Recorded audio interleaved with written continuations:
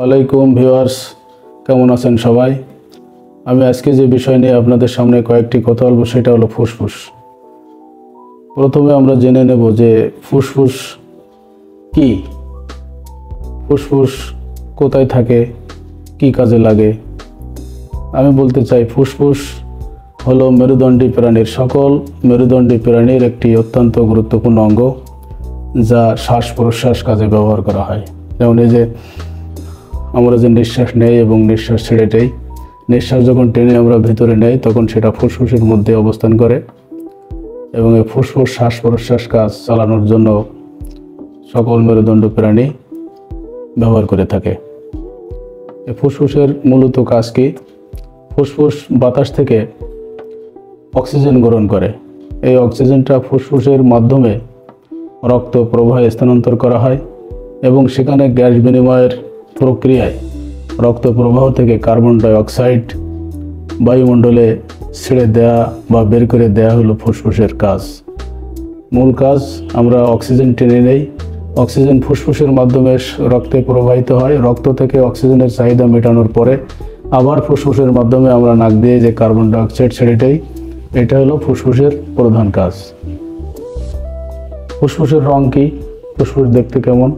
আমরা সবাই জানি যে ফুসফুস দেখতে গরু জবাই করলে দেখবেন, ছাগল জবাই করলে দেখবেন যে স্পঞ্জের মতো একটা বস্তু দেখা যায়, দুই পাশে পাখনার মতো। এটা শ্বাসনালীর সাথে সংযুক্ত থাকে। এটা আমরা যখন নিঃশ্বাস টান দিই তখন ফুলে ওঠে। আমরা যখন নিঃশ্বাস টান দিই তখন আমাদের বুকের কাছে দেখবেন আস্তে আস্তে উঁচু হয়। ওই বাতাসটা বা অক্সিজেনটা যেই এই ফুসফুসের ভিতরে থাকে। ফুসফুসের রং হলো গোলাপি, হালকা লাল গোলাপি দেখতে এবং স্পঞ্জের মতো। ফুসফুস অসুস্থ হলে আমরা কিভাবে বুঝবো যে আমাদের ফুসফুস অসুস্থ হয়েছে?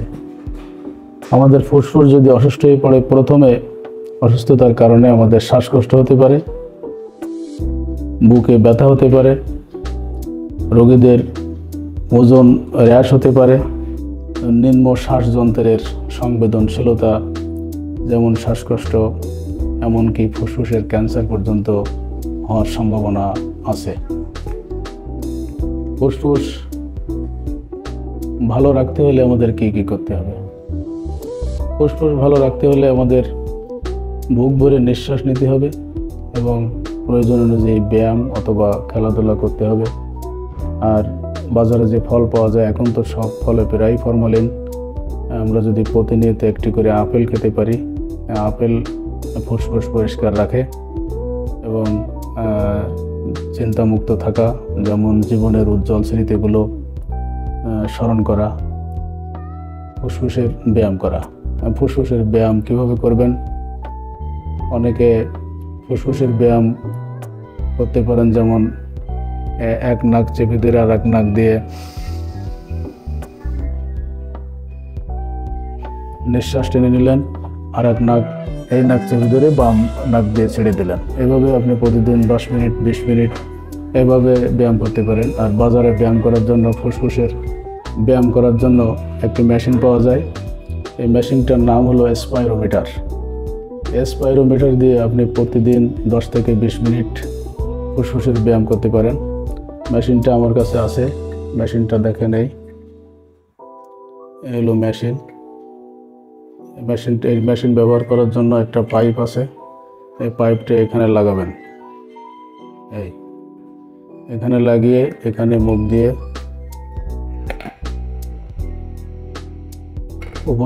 উপরের দিকে টানবেন, টান দিয়ে কয়েক সেকেন্ড ধরে রাখবেন, ধরে রাখার পরে আবার ছেড়ে দেবেন, আবার টানবেন।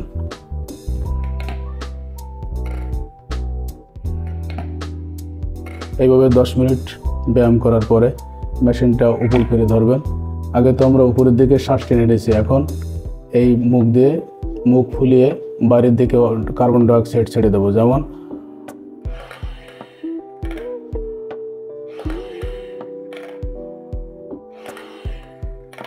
এইভাবে আর 10 মিনিট।